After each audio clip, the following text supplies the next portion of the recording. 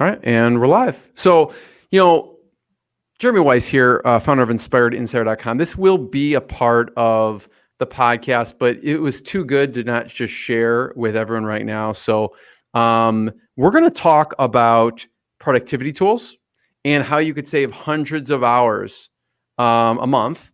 And, I'm going to introduce Adi in a second, but, the funny thing is, Adi, most people don't know this. When I first set out to start a podcast, I thought I was going to be the foremost podcast on productivity. I was just going to interview people talking about their productivity software, their tools, or productivity experts who could share their stuff. That was like the roots of what I wanted to focus in on early on. And I realized that's a very narrow niche. And so, but I am super excited about this conversation because you are one of the experts I know, and I'm going to give you a formal introduction. This episode and all episodes are brought to you by Rise25. We help businesses launch and run their podcast so they can give to their best relationships and serve their business. So you can check that out at rise25.com. Dee is going to share her best productivity tools and tools in general. If you don't know Dee Klevit, she is the founder of Business Success Consulting Group. They help businesses scale and grow by implementing efficient business infrastructure, processes, and systems. And her company, they're experts at creating, documenting, implementing processes and procedures. You can go, they can check them out at bizsuccesscg.com. I encourage anyone who has their own productivity tools to, if you are watching live, to comment actually in the chat on what are your favorite productivity tools, health or business or whatever, financial, whatever it is, put them in the chat so everyone else can learn. I also want to thank Owen, who's founder of SweetProcess.com, who introduced us. And I know Adi is a huge fan of Sweet Process and what they use to document systems. So thank you. And Adi, thanks for joining me. And we can just go through, I don't know, whatever desktop apps, phone apps. Where do you want to start with your favorite productivity tools?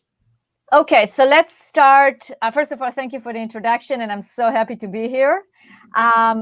Let's start with the different groups. I think if we group them, that will help us, right? Cool. So, we have emails. So we have productivity tools to help us with emails. Yes. Then we have task management programs such as Asana, Monday, etc. So that's a group by itself.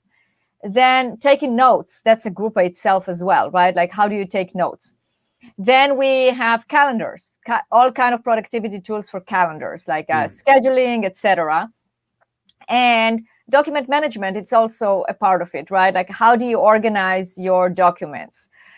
So I think those are the broad tools that I see, and also CRMs, that's definitely important, having the CRM, and everything integrates with one another, right? And then we have different things like, different tools that across the boards, like, your favorite tool that you're going to probably mention, right? About the one that you taught me that I've been using, which is great. Yes. So you can First of all, I want to say everyone should take out a pen and paper or take notes wherever you take notes, because this is going to be jam-packed. I'm going to be taking a ton of notes. So yeah.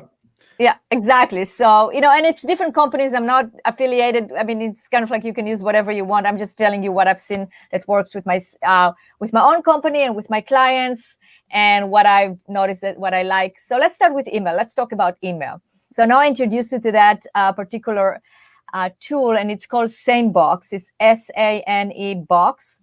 Mm-hmm. And what it is, it basically organizes your email. So it's an automated system that you can that sorts the emails for you in different folders. So I can tell you what it did for me, because I think it's important to talk about the overall strategy before we implement the tactics and the tools, right? Yes. So my strategy was, I want to get to zero inbox, meaning zero emails in my inbox at the end of each day. So in order to do that, you have to identify what actually comes into your inbox. So the first thing that I did is I implemented a policy with my staff, and when I do it with a client and we write this policy, a communication policy. So internal communication does not belong on email. Internal communication should be on some kind of a channel like Teams or Slack, like some kind of an internal communication, instant messaging. It can be like on Google Chat. I like Slack personally. I use it. I also use Microsoft Teams with some clients that have that. But that is where the internal communication should go.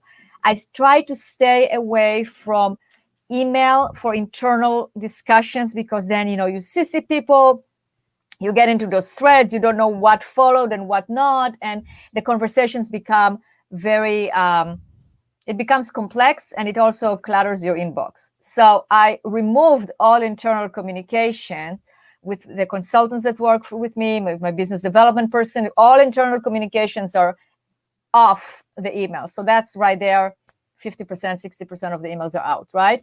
So the only emails that I want to see in my inbox are emails from existing clients, prospective clients, and any referral partners, and any affiliates or any other trusted advisors that I work with, like let's say emails from Jeremy will come to my inbox. So we have a communication, or he does an introduction, I do an introduction, it goes to the inbox, because that's the method of communication. Just on that as a note, like if I have clients that are using Slack or using Microsoft Teams or any other software like that, then they add me to their Slack or Teams, and then I can just switch between accounts. So the communication between me and my clients can also be done on one of those platforms. But let's say we're talking about clients that do not use that. So then I will have my communication with my clients come to my inbox. And again, also prospective clients and any referral partners or colleagues that I collaborate with. So that's what I want to see in my inbox. The rest of it, I want it out of my inbox. So what SendBox does, it will take all my newsletters, for instance, and will put it into a folder. It's called Sane News. So I basically get all the newsletters, so anything that I subscribe to. And I bet you're probably thinking, well, I don't subscribe to that many. Well, that's what I thought too. But then when you actually use SendBox, you will be surprised on how much you got subscribed to. Maybe you didn't like. I mean, I swear I did not subscribe myself to each and every one that I'm getting. Right, Jeremy? You know what I'm talking about? Yes. But somehow I'm getting all these newsletters, and they have great information. I really like some of them. I do use. I learn a lot from others. I really believe that learning from others is very important. I love those newsletters. Just like I send a newsletter out that is very informative. I want people to read it. I want to read theirs. I don't want to just get rid of it. But what happens is that those newsletters, they come in at random times. So your inbox get full of emails that arrive at random times that you don't necessarily need to read them throughout your workday. So Sane News. Nor do you want to get distracted by them if they. Exactly. Yeah. Exactly. Like, I love the tips that Donald Miller sends out, right? From the Story brand. Great tips. Love to listen. Love to look at them. There is another productivity coach that I follow, Paul Miners. Love his tips, but I don't want to sit in my inbox at random times. So what happens is that all of those get channeled into one folder, and it takes me probably just a few minutes to scan through all of it at the end of the day, and just open those that I want to read. And I read it, I scan through it, and I'm done. And then I will tell you that later on, I'll talk about what I do with the email. So I don't just leave it there sitting in a box, right? It's either I do something with it or I file them. But regardless, I look through my Sane News and I look at all the newsletters. I read the ones that I want. The other ones I will delete. So what I do is I will have a box with Sane News, and there will be probably 40 or 50 emails at the end of each day. So I will click the button at the top, so it will highlight all of them. And then I will basically uncheck those that I want to read, and I will delete the rest. So then I'm left with 3 maybe. I'll scan through, I read it, and then I will delete them. Or I will archive Do you archive them or delete them? I mean, the ones that I'm not going to use, that I know that I'm not going to use, I delete them. The other ones I archive. So, and those that are really, I think I'm going to refer to them, I will label them, so then I can very easily find them in the future. But that takes a few minutes. I get my information that I want, and they're out of there. Then SendBox also puts the emails. There are certain categories of emails that are being put into another folder. It's called Sane Later. Now, you can train SendBox what should go to Sane Later as opposed to keeping in your inbox. Again, all communications for clients, super important for me, always in my inbox because I have to see it, right? But let's say I get notifications from Monday.com or Asana, because some of my clients use Monday, some of them use Asana, and I am on their Asana on their Monday. I need to know some of the tasks that were done, or I need to look at it. I need a reminder. I don't need to see it right away. So that goes into Sane Later. And again, Sane Later, I look twice a day, mid-morning and the end of the day. So then I look at Sane Later. Those are emails that I trained SaneBox to put it later, so they don't in my inbox all the time, right? So that way I can really control my email. It's either waiting for me to look at it later, or I have in my inbox any communications from clients or from prospective clients or from affiliates. And the thing that I do is I go over my inbox and I label it. So each one has a label, or a client. When a client signs up, one of the onboarding process that is being done in our company is that each client gets labeled. The to and the from gets a label, and then it goes into a folder. I see it in my inbox, but I also see it in a folder. So the information is always there. So once I see the email, let's say I open the email. It's either I'm going to handle it right there. I can respond right there and then archive it and move it out of the inbox. Or I will send it into my project management or my task management software. I don't leave emails in my inbox for to do, because what happens is then you look at your inbox again, and then you have to remember, oh, that email from Jeremy, I should send him that introduction that he asked me. Yeah, I don't have time right now. I'll do it later. Okay, so then I spend time doing that, reminding me. An hour later, I check my email, and it's the same thing. So that is wasted time. Those are valuable minutes that you can regain back. So let's say, Jeremy, you send me an email and you ask me to, write something or give you something that I said I'm going to do. Maybe you want to see my onboarding process and you wanted me to send it to you. Okay, I don't have time right now. My day is very busy, right? Or maybe it's something that my team can do. I don't need to do it myself. I'll open the email. I'll forward it I use Asana personally. In the company, we use Asana. So I will forward it to Asana to my tasks. So we'll forward the email to Asana. Asana gives you like an email address that you can forward it. So it forwards from my inbox to my task management software, and it sits there for me to do when I'm actually prioritizing my tasks. But now it's out of my inbox, but it's not forgotten, but it's not sitting there. Yeah. So you have everyone in Asana has an email they could just take and then forward to go into Asana. Yeah. And Monday does the same. Yeah. So Monday.com. So I really suggest that you use your inbox. Your email is like a gateway to all of your other tools, right? This is where the entrance is, the entrance of communication.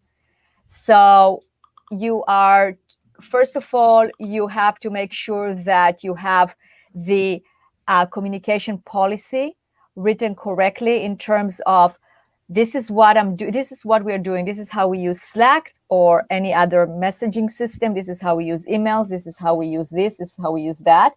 And then you get everybody to agree on it. And then your gateway will be from external through email, and then you channel it. It's a tough transition. I know when we switched over to Slack, I was in a bad habit of emailing with internal communication, and we'd have to have everyone police each other. If I send you an email, yell at me. I don't care who you are, yell at me. Do not send me an email when it's an internal team member. You have to go to Slack. And also the flip side, I have to be yelled at, Adi, honestly, that sometimes I'll task someone in Slack. I'm like, hey, do this. And no, I have to put the task in Asana because you know what I mean? So there's a crossover, but you're right. Starting with the overall strategy and concept, if you don't get that down, everything gets cluttered and it's not efficient. I remember, you told me you need to use SaneBox. You said, no, you didn't say that. You said, I use SaneBox. It's amazing. I'm like, I trust you. I signed up the next day and I got a notification a week after. And it's you just saved 8.9 hours this week. And I believe it because it has some kind of AI function. I'm not exactly sure how it works, but it definitely sifts it. So only the most important stuff goes to your inbox, your primary inbox.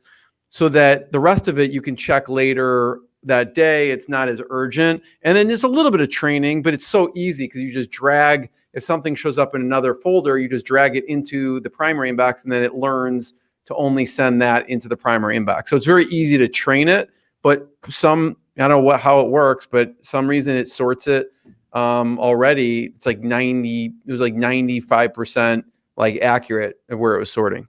Absolutely. And just on that one, on the training internally, what I do is, if a team member will send me an email and I know it belongs on Slack, so what I do is I take a picture of the email, like a snippet, the picture, and I put it in Slack, and I said to answer your question, here it is. So I continue the conversation on Slack. So I think that's a training method as well, and a way to hold each other accountable. So let's say somebody tasks me something on Slack, and they should task it to me in Asana or in Monday. It should be actually the conversation should be there. Then I will answer it in Asana. I will actually put it myself in Asana, and I will continue the communication. So each one of us can be a communication police by channeling it to the correct channel. Right. Yeah. And one thing I love that you said, Slack has been game changing for us. And it's sometimes a hard habit to break. So you need other people in the team to hold everyone accountable. But I installed Gmeter. I don't know if you've heard of it. So No. Gmeter, basically it just tracks how many emails you're getting from specific email addresses. So I basically go to Gmeter, and basically it shows you every month. I think it's gmeter.com. It's for Gmail. It shows you every month. So that's not the right one. It shows you every month how many emails are coming in from different people. And it's somewhere, free Gmeter, apps on Google Play. I can't find it, but yeah, it's called something like Gmeter. And so I try, and my biggest communications via email, I try and take it to some other form of communication, so it's not coming in to email, right? Like if my business partner, if I get 1,000 emails this month, like we need to start making sure we're on Slack and not using email. So it makes me just more aware of actually like who I'm sending to and who I need to just get off of email, I guess. Absolutely. And no phones, no text. I don't want to be communicated via text, because what happens is that they get buried, right? And you can't forward it, you can't direct it. So what I end up doing, if let's say I have somebody that texts me, a referral partner, for instance, just texted me, so I have to pin it to the top so I don't forget to answer it, or I can send it to my assistant so she can schedule him. And it just doesn't. It's hard, you have to discipline the people that talk to you also to make sure that they're using the right lines. Yeah.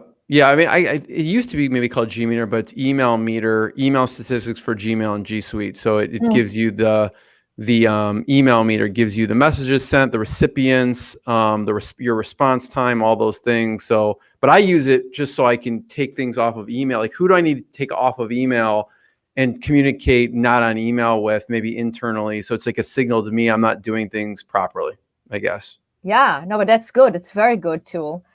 All right, so we talked about email, right? I think we extensively talked about email, and there is more to do. We can talk more about that, but I think we should move to the next subject, which should be, which one would you choose? I mean, maybe note-taking, or? Yeah, I mean, I think you talked a little bit about internal communication. You talked about Slack, Teams, and Google Chat, and kind of the rules around that. I don't know if there's anything else on the internal communication that you want to point out. In internal communications, it's important to use threads so you can actually follow up on what you're saying, right? Because otherwise it gets all jumbled. And I'm also thinking you need to use, it's good to use channels. Like in Slack, you can build channels. You can use it also on Microsoft Teams, and I'm sure the other softwares that are out there. So when you create the channels, just be very thoughtful about what those channels are and who should be part of this channel and what to put there and what not, right? I mean, you can have your random channel, like it would be like the water cooler or like whatever, just if people want to post different funny things or memes or gifs or whatever it is, just put it there, but don't put it in general, just like because it clogs the conversation. So like happy birthday can go on the random one. Don't put it on the general, right? So Yeah. people can, because otherwise then 50 people decided they want to answer to it, but they should, right? But then it becomes, it clogs it. So you have to be very aware that you want the communication to flow. It's like a river that flows. You don't want to put all these dams there that will stop it, or all those places that it will diverge into different places as opposed to just going in a straight line. So be very cognizant of that. I'm very big on doing the right channels, not too many, but and also see what is needs immediate response and what doesn't. Like, for instance, in our company, the rule is, if you want my immediate attention, then go to my personal channel, in terms of which says a D. You Slack me right there. Sometimes I'm on the phone and my team needs to let me know something, or I need to let them know it's something urgent, or oh, that person has to be rescheduled right now, or a client needs help right away.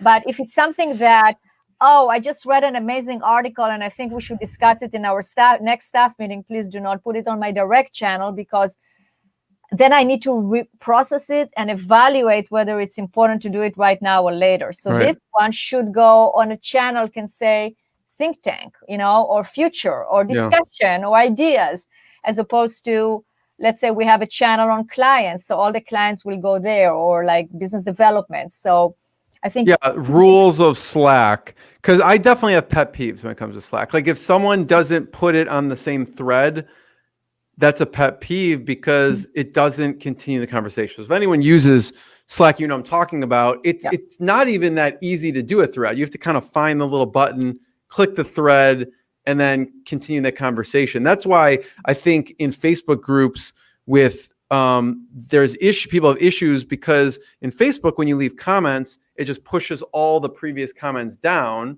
And the same thing happens in Slack, but Slack actually allows you to thread conversations. You don't need to sift through all the comments to figure out, is this for the, 3 comments above it, or is it from 4 comments above it? So threading, you made a major point. Like, if you use Slack and you don't use the threads, it's not efficient at all. Yeah, and the same thing with Microsoft Teams. You also have to continue the conversation. Yeah. So, it's kind of like, if you want to be a really good athlete, you have to practice. You have to practice daily. So if you want to be very efficient, you have to practice. Some of us have more of an inclination towards it. Some of us have to learn it more. But once you get a grasp of it, once you get it into a routine and into a habit, it will create such a huge difference in your life that it's totally worth it. It's just like being in really good shape. It takes time. You have to go to the gym. You can't, sleep through your alarm clock. And just like, it's not going to happen. So then you can sit on the couch and complain about it, or you do something about it. So that's... how granular do you get with channels in Slack? Do you have a channel for each client, or do you just have a channel for clients? What do you do? The majority of the communication on client actually happens in Asana. There is no reason to communicate on Slack. The thing that if there is a communication on Slack will be more like, Jeremy cannot make it to the call. He's half an hour late, or he just called, or Jay needs this survey sent to her right now. Can you make a change? Or there is no, anything else goes into, I do have an Asana project for each client, and then we communicate. The communication is actually there back and forth as well, if we need to make a comment or if we need to communicate on the Asana. Got it. Basically, so I don't... So email, internal communication, and why don't we talk about task management since we're there? Yeah, task management is like, it's huge. Either Monday, Asana, Taskmeister. I've seen a lot. People love everything that Owen says hi. Hey, Owen. Yes, and we're going to talked about you already. Process. Yeah. Absolutely. We love Sweet Process, and it's a huge time saver and a huge productivity tool. So we're going to talk about Sweet Process in a second. But in terms of the project management part of it, or the task management, so then we use, I personally use Asana. I like it. I also really like Monday. So it's both. You have to figure out which one you like best. So what I do is everything goes on my Asana. That's my to-do list. I like to use my tasks. I'm very efficient with that. I actually have my tasks separated into sections. So I have the morning, the afternoon, evening, end of the day, because I also put my personal stuff on it. And everything, as I mentioned before, I email into my Asana. I create it in Asana. I don't have any more of those to-do lists. I try to integrate notebooks and pieces of paper and everything. I mean, I do have papers on my desk because when I'm talking, I take notes. I'm not necessarily going to start typing right now, but I then immediately transfer it into Asana. It has to be on Asana. And I use also the calendar function. So if I schedule something for the day, and this is an important tip, if you schedule your day, schedule it to win, not to lose. What do I mean? If we have that many minutes, how many minutes do we have in an 8-hour day? Yeah, a set amount. 480, right? I mean, do you have more, Jeremy? No, not that I know of. Right, I know. Sometimes I feel like I have less, but yeah. Yeah, exactly. So we have the same amount of minutes. Some of us can use those minutes better than others, so we have more, right? But if you have a task, if I have three, like let's say 4 1-hour meetings, right? So that's right there, 4 hours that are taken by a meeting. I do need to eat, get up a little bit, take a break. Okay, so we'll get together to, let's take, like together it will be about 15, 20, 30 minutes, whatever it is for you, right? So you have to account for it. And then I have 3.5 hours left. Now, if I schedule myself with tasks that are 7 hours, I will end my day not accomplished. I will feel like, oh, this day just went by and I didn't do what I wanted to do. And then I beat myself up for it. And it just becomes this, you get to the end of the day and you don't feel accomplished.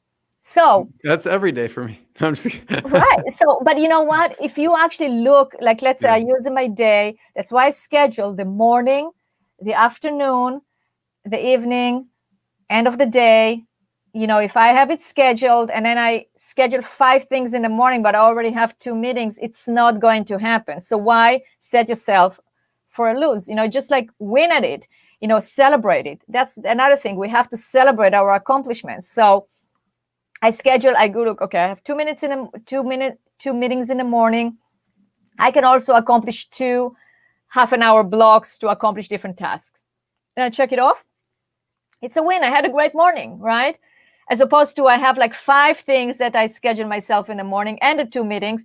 It's noon. Go like, oh, my morning was sucked. I mean, I didn't accomplish what I wanted to accomplish. You see the difference in attitude. So, of course, we want to be more efficient and do more, but don't overschedule yourself. And then it becomes, the to-do list is kind of like, it becomes nothing. You kind of ignore it. Okay, that's my to-do list, but I'm really doing this, right? Totally. I want to hear some more Asana tips. I just want to point out all these things we're mentioning are either free or very low cost. Like Slack is free. Asana is free up to a certain number of users, which basically you can use it for a long time without having to pay anything. SaneBox is like $9 a month. I mean, really inexpensive. The email meter is free, right? So all these things do not cost money, really. Right.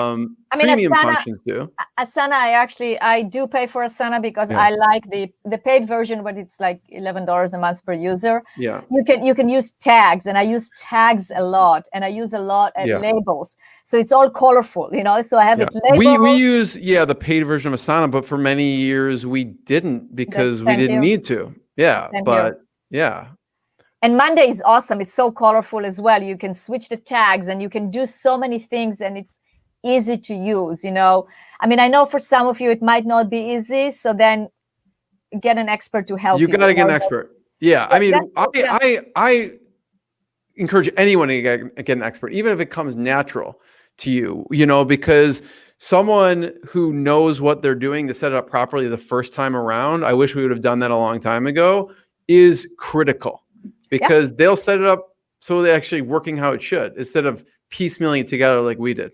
Exactly. No, exactly. I mean, that's what we do is we basically identify the workflows for our clients, do the flow chart, figure out how it goes, and then what tool needs to be used where and how to use it. We already know how to do it. We're experts at it. It can take us 2 hours to build something that you will have to figure out like 20, 30 hours how to figure it out, right? But even if you don't, to your point, even if you're just starting out, it's easy to use and it's free, and you can figure out at least some functionality that's better than none. So that's definitely so. And there are so many tricks and tools in Asana that, you can use the tags, you can use reports, you can definitely get it to a point that it is working great, templates, etc. I mean, I'm not going to cover all of them right now, and I also don't want to confuse our listeners.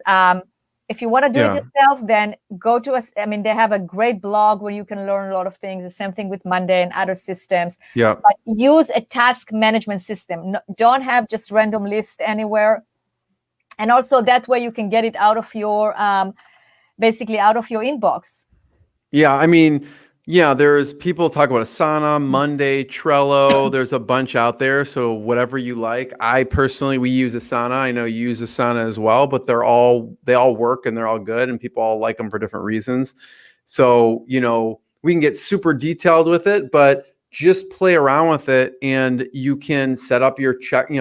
If you want to we use it to stay organized and to make sure we're not missing steps. And so that's what we use it for. So we talked about email, task, internal communication. You were saying something about maybe notes or document management. Which one? Yeah. So, let's talk about suite process. Okay. Sorry. I'll bring this up talking here. Too much. Yeah. So, suite process. All right. I'll bring it up right here so you can see it. Suite process. Right. So what do we use suite process for? Suite process is used to document your workflows and to document the different processes and procedures that you're using in your company. And why do we save time doing that? Is because if you have repetitive tasks that you're doing over and over and over again, if you have it documented, then it is something that your team can do repetitively without variation. So it takes the time out of reinventing the wheel every single time, right? It also takes the time when you're training somebody. I create amazing checklists in suite process for onboarding. Like, let's say you're onboarding a person and you want to make sure that they are all trained the same way. So you create a checklist there where you tell them exactly what they need to be trained on and what is the sequence to do that. And then they go in there, and in suite process, you can use all kinds. You can use videos, you can use checklists, you can use audio, you can use screenshots, etc. So it's basically like this training manual and standard operating procedure manual on the cloud on steroids, like beautiful, flexible. You can change it, you can keep it up to date. It has version control, etc. So I think that a tool like Suite Process saves you so much time when you want to train your team, when you want to have a place where all of your processes are documented. This is the tool to use. And especially now when when people work from home and you have to have that uniformity, you have to have the same way of doing things. Highly recommend checking it out and using that tool. Yeah, I mean, we were having a conversation with you and one of your clients that you help, a lot of streamline and efficiency and procedures. And they were saying that they had staff for many years that all the knowledge base was in that staff's head. And if that staff left, or when they left, that was a huge problem for the company because that knowledge base left with that person. Whereas in something, if you're using a suite process, the next person comes on and just hits the ground running where that other person left off. And there's no worry of, oh my God, this person leaves, we are screwed. Absolutely. And here's another efficiency tool. An efficiency trick on how to use it also with Suite Process. Use videos. So what I do is I use actually one of my clients that use Suite Process, that we documented all of his processes and procedures on Suite Process. He showed me this tool, and it's great. It's called Screencastify. So you can, it's like Loom, like Loom. So Loom is great as well. Some of my clients use Loom. I use Screencastify, which is a Chrome extension. So if I'm doing something and it's important for me to show somebody else how I'm doing it, I just click on Screencastify. I just start a video, it records it, and then you it gives you a link, so you can actually paste that link into Sweet Process in the actual like you're writing a procedure on how to do something. Let's say we are writing a procedure on how to do a Facebook Live. Okay, so you can record all the steps that you are doing in order to start it, take that link and put it into Sweet Process, start Facebook Live. This is how you do it, follow those steps. So that's huge. I mean, using videos is a time saver. So let's say you want to explain a client or show a client something that you've done. So instead of sitting there and writing the long email, you can just take a video with a screenshot with everything and just send it to them via Slack, via email, whatever you're using. So that's a great efficiency tool as well. And if you look at it, like you could see actually on my browser, the funny thing is you could see the Loom Google Chrome plugin there on my browser. And in the same thing as Screencastify, you could have it literally as a Google Chrome plugin. You just click it, it's right there, and just create a video very quickly. Yeah, do you use a lot of videos? Yeah, totally.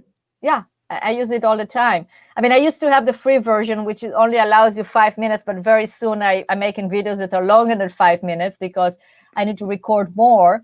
And then they have a great editing tool where you can actually clip the video very easily. Nice. So yeah. I love it. Absolutely. So the document management Sweet Process using combination of Screencastify, or you use Loom, anything else as far as the document management? Well, document management is also, I mean, Sweet Process basically is a document. It's where you document it's a process and procedures documentation. Yeah. The document management is basically avoiding having multiple folders all over the place. Like, where do you put the different documents, right? So you have to be organized in order to do that. So those would be tools like OneDrive, Dropbox, Google Drive, but then have a plan. Just like if you had a filing cabinet and you just threw paper there. Can you imagine that? I mean, think about this analogy. A file cabinet with papers all over, in stacks of papers all over, right? Would you be able to find those papers? Now, granted, we have search tools, so probably you could find some of those papers, right? But think about it, in terms of organization, make a plan for that as well. How are you going to file things? I really like nice, neat file folders that have, label. I have a great labeler, and I label it, when I used to use actual files. I mean, I do have some files, but the majority of them now online, right? So use the same system. I have a folder for clients, and then I have all my clients there. And then I have a folder for internal, so you can have finance, you can have HR, you can have whatever you have, but decide on the folders ahead of time. Let everyone know what the system is. Let them know what is the system for naming. What's the naming convention for your files? And then you can look at your files and you can see what's there, as opposed to just like a bunch of random folder documents, right? Or spreadsheets, like you did this spreadsheet just to calculate something and you left it as book 1 and you never rename it, and now it's sitting there and we have book 1, 2, 3, 4. I mean, I've seen all the way up to 53. Like, what are those spreadsheets? I don't know. Let's open each one and figure out what they are, right? What a waste of time, as opposed to doing it right the first time and having it organized. So we talk about task management, email, document management, internal communication. Let's talk about notes. I love notes. What do you use in order to take notes?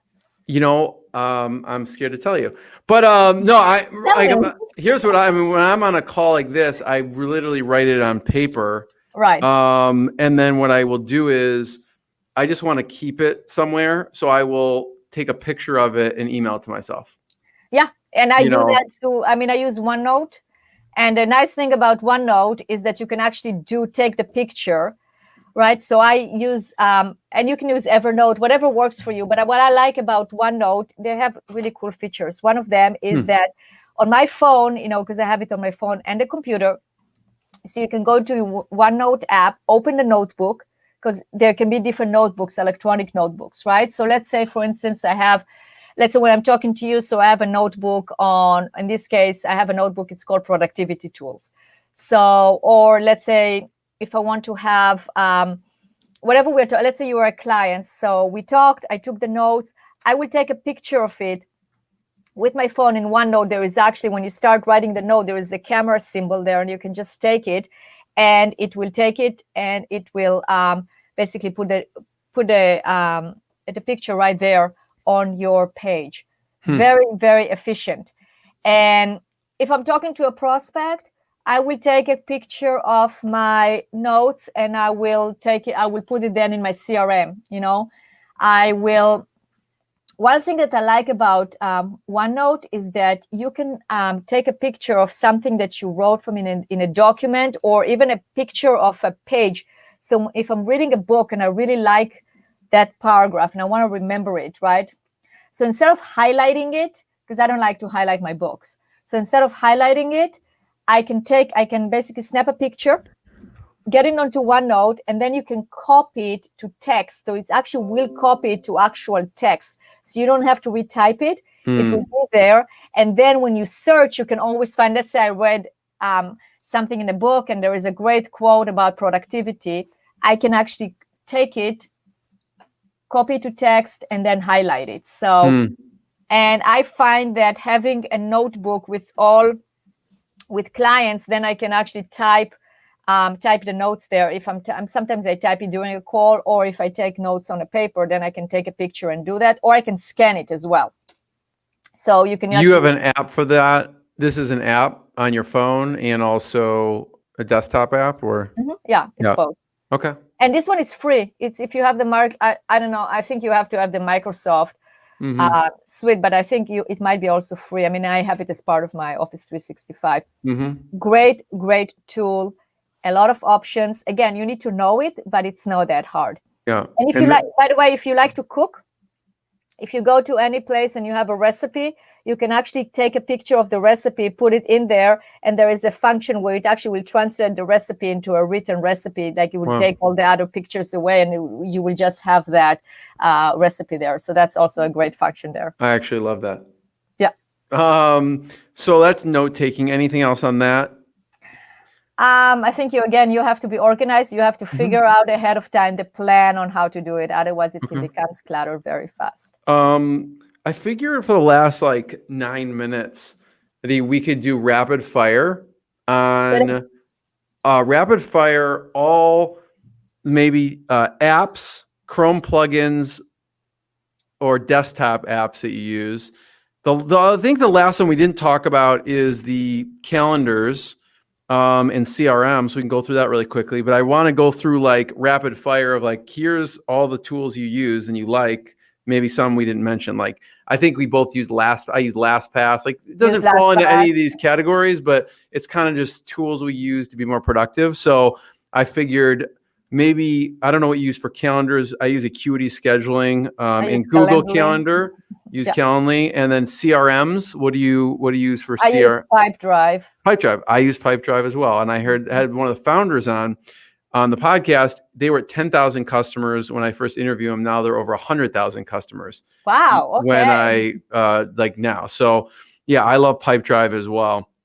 So you know what we didn't talk about, Jeremy and I? We can go over the list, but it's the integrations, and that's what I like. That's another tool like Slack, Asana, and Pipedrive. They're all integrated for me with my calendar. It's kind of like when you integrate it, then you create that automation, right? So let's say you have on your CRM, you have your flow of customers. Somebody signs up, then you say, okay, when they move from the stage of being, let's say, negotiation stage into a closing stage, then it will also create, after they close, it creates a board in Asana with all the details there. So I don't have to go create it, but it's all there, right? So I think that having integrations between the different...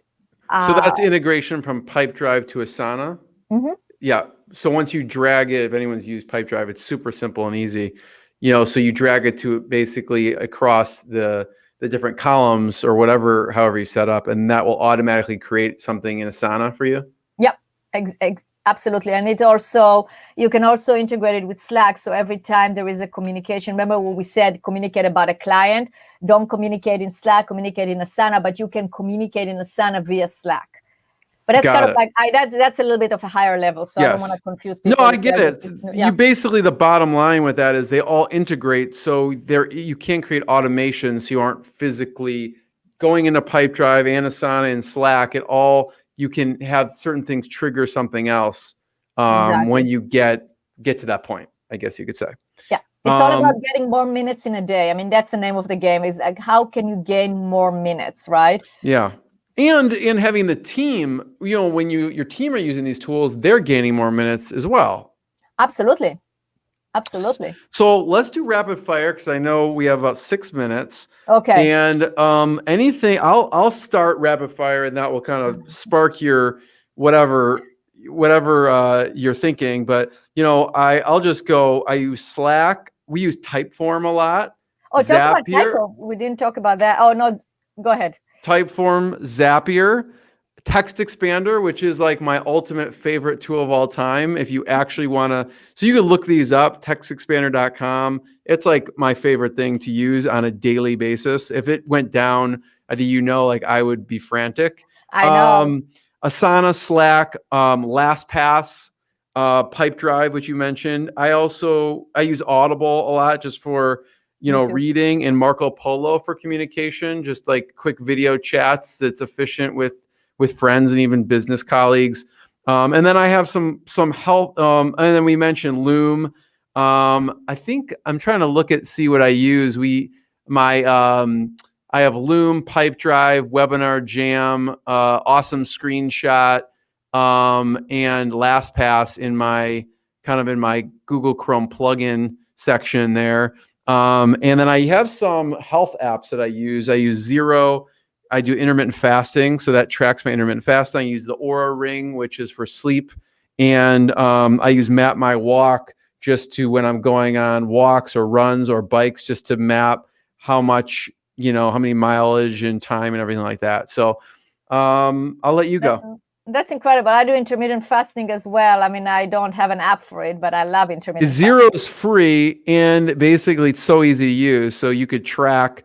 It tracks, like I do 20-hour fasting on and eat within a 4-hour period. So it basically just tracks it for me. So we do the same. Okay, good. I love it. So I think you mentioned, okay. So I use also Calendly for scheduling.